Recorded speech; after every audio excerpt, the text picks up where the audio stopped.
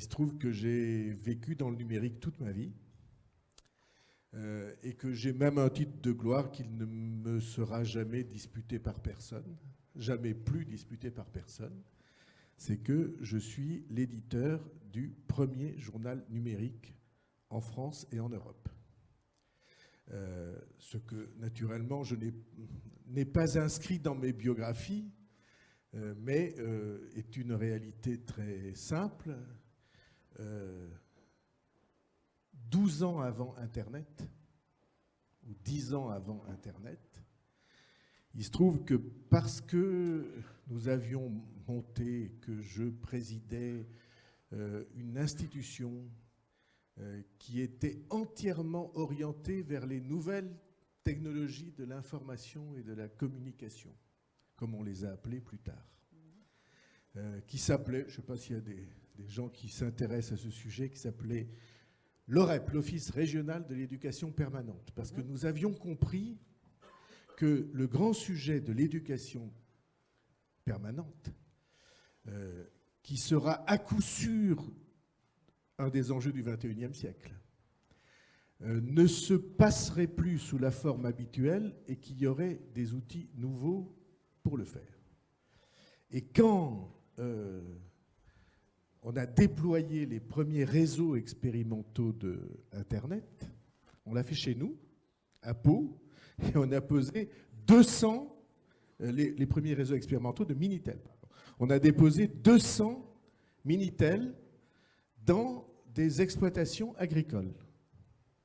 Et nous avons décidé de faire un journal numérique qui comportait la météo,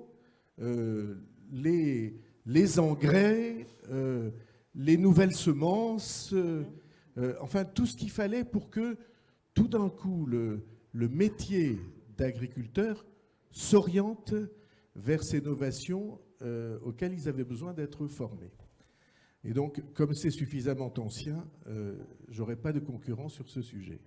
Et même, si on voulait pousser, je suis l'auteur d'un des premiers livres qui parle de e-learning en 1991, parce que j'étais absolument certain que là, on n'y est pas encore tout à fait, mais ça va venir, que là se trouvait un moyen absolument révolutionnaire de répondre à la question qui se posait par le titre du livre qui a fait un peu de bruit à l'époque, qui s'appelait « La décennie des mal appris ».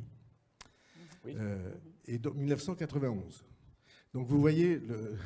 Désolé de vous avoir diffamé. Ça ne me gêne pas du tout de parler technique, mais c'est la raison pour laquelle nous avons développé à Pau, et M. Laradet est là, nous avons développé à Pau une culture du numérique qui est fondée sur la présence de très grands centres de recherche. Nous avons un calculateur beaucoup plus puissant que celui de la NASA à Pau, parce que Total a son centre de recherche mondial à Pau et qu'on dirige depuis Pau les plateformes du monde et l'exploration du sous-sol, y compris en images 3D reconstituées, ce qui est une richesse formidable. Il y a plus de 3000 ingénieurs et chercheurs, on va se rapprocher de 4000 dans ce centre de recherche.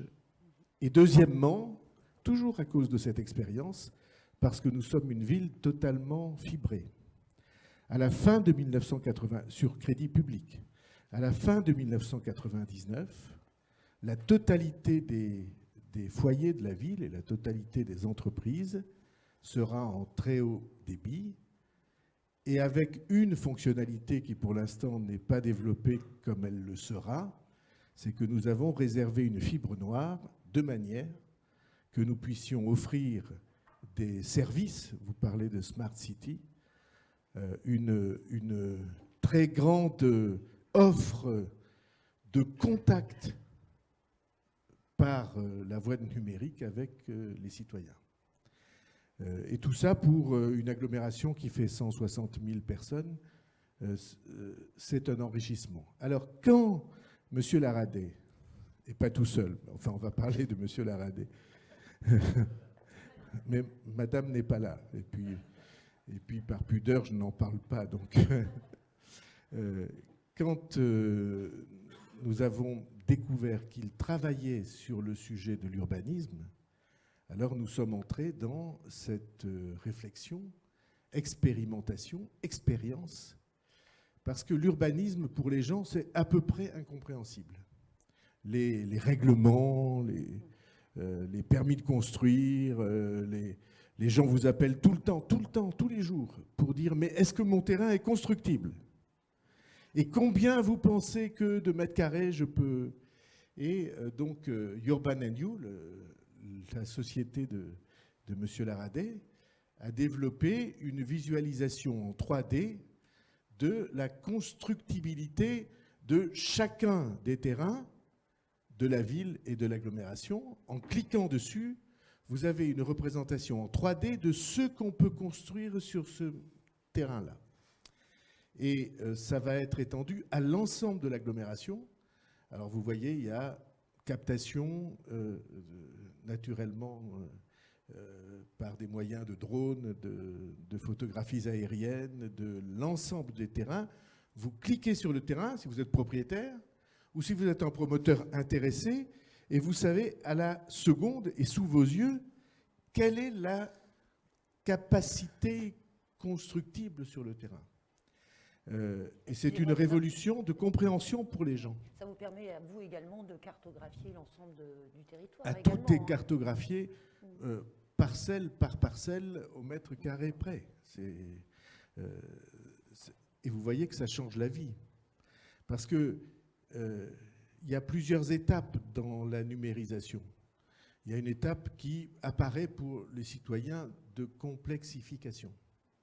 Et puis il y a l'étape ultérieure, et qui est la seule qui soit intéressante, où tout d'un coup on découvre une simplification par des moyens dont évidemment la plupart des citoyens n'ont pas éprouvé le besoin de faire la découverte technique au travers du temps, mais tout d'un coup l'outil est là pour comprendre.